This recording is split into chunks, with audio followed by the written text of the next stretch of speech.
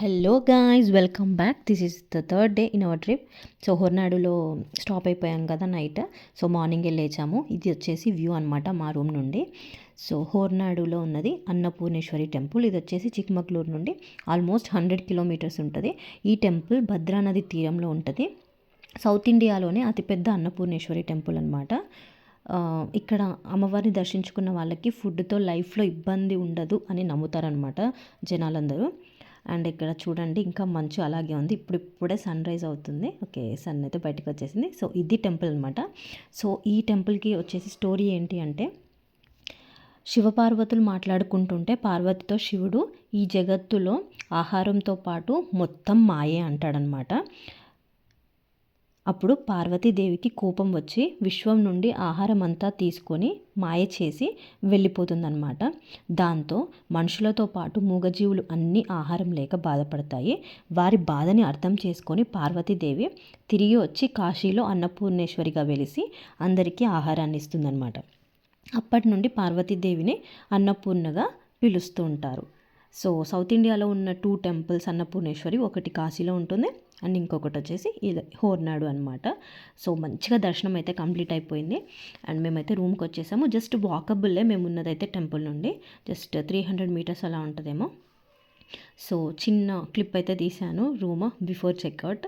And ఇక్కడ వచ్చేసి ఒక కామెడీ అని చెప్పాలా, భయం అని చెప్పాలా, ఒక ఇన్సిడెంట్ అయితే అయిందనమాట. ఏంటంటే, నేను ఇలా బాల్కనీలో నుండి బయటకి బాల్కనీలో నిల్చున్నాము. మర్చిపోయి నేను మెయిన్ డోర్ లాక్ చేశాను. అండ్ అలాగే ఈ బాల్కనీ డోర్ కూడా లాక్ అయిపోయింది. లక్కీగా ఫోన్ ఉంది కాబట్టి మా హస్బెండ్కి ఫోన్ చేసి అయితే ఇంకో కార్డు ఉంటుంది కదా, దాంతో లాక్ తీపిచ్చారు. సో అప్పుడు బయటకు వచ్చాం.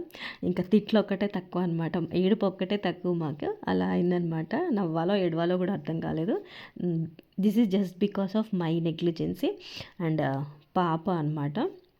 అస్సలు నేను కర్టెన్ అడ్డు పెట్టి క్లోజ్ చేశాను, బట్ తను అస్సలు ఒప్పుకోలేదు. సో సడన్గా ఇంకా మైండ్ బ్లాక్ అయిపోయింది, క్లోజ్ చేయాల్సి వచ్చింది.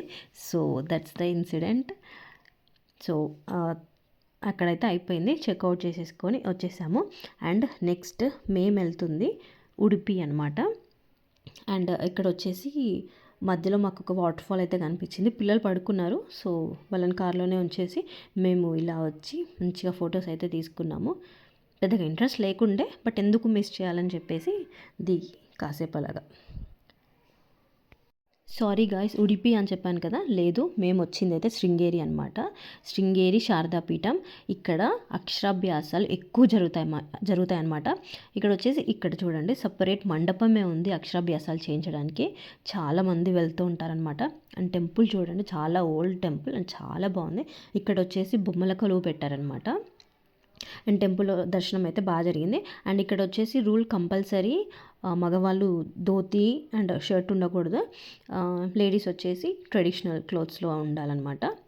అది కంపల్సరీ మ్యాండేటరీ.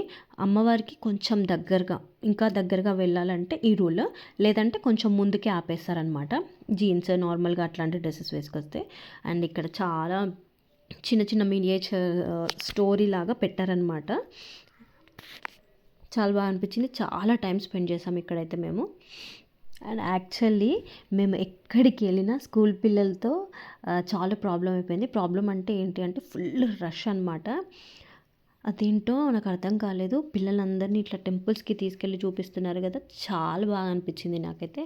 మాకైతే ఆల్మోస్ట్ 2 to 3 బస్సెస్ ఆఫ్ స్టూడెంట్సే ప్రతి టెంపుల్లో ఉన్నారనమాట. ఇంకా నెక్స్ట్ మేము వెళ్ళిన మురుదేశ్వర్ ప్లేస్లో అయితే ఇంకా చెప్పనక్కర్లేదు అసలు. బట్ వాళ్ళు ఉన్నందుకే ఒక్కో విషయంలో మాకు హెల్ప్ అయింది అని అనిపించింది నాకైతే. దర్శనం విషయంలో బాగా చేసుకున్నాం అనిపించింది. అండ్ అక్కడ కూడా కంప్లీట్ అయిపోయిన తర్వాత మేమైతే స్టార్ట్ అయిపోయాము ఉడిపికి. సో శృంగేరిలో స్టే లేదు, ఏం లేదు, జస్ట్ వెళ్ళి దర్శనం చేసుకొని వచ్చేసామన్నమాట. సో నెక్స్ట్ ఉడిపి వచ్చేసి శ్రీకృష్ణుడి టెంపుల్ అనమాట. This is such a big story guys. నేను చెప్పగలనో లేదో ట్రై చేస్తాను. సో మేమైతే టెంపుల్కి రీచ్ అయిపోయాము. ఉడిపి స్టోరీ ఏంటంటే, ద్వాపర యుగంలో ఒకరోజు రుక్మిణీదేవికి శ్రీకృష్ణుడు చిన్నతనంలో ఎలా ఉండేవాడు అని చూడాలని కోరికతో విశ్వశిల్పి అయిన విశ్వకర్మ ఉంటారు కదా, తనని పిలిచి చిన్న కృష్ణుడి విగ్రహాన్ని తయారు చేయమని చెప్తుందన్నమాట. సో విశ్వకర్మ అలాగే ఒక చిన్న కృష్ణుని రూపం తయారు చేస్తాడు. ద్వాపర యుగంలో ద్వారకా నగరం సముద్రంలో మునిగిపోయినప్పుడు ఆ విగ్రహం కూడా సముద్ర గర్భంలో చేరుతుందన్నమాట.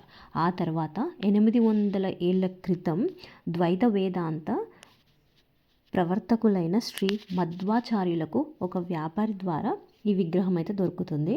ఒకరోజు మధ్వాచార్యుల వారు ఉడిపికి సమీపంలో గల మాల్పే అనే ప్రాంతంలో ధ్యాన సముద్రంలో ఉండగా ఉన్నట్టుండి ఆర్తనాదాలు వినిపించాయి. ఏడుపులు వినిపించాయి అనమాట. వారు కళ్ళు తెరిచి చూడగా తుఫాను తాకిడికి సముద్రంలో మునిగిపోతున్న ఒక నౌక అయితే కనిపిస్తుంది. ముఖ్య వాయువు అవతారమైన మధ్వాచార్యులు వారు తమ అంగవస్త్రాన్ని గాల్లోకి తిప్పి తుఫాను గాలిని స్టాప్ చేస్తారనమాట.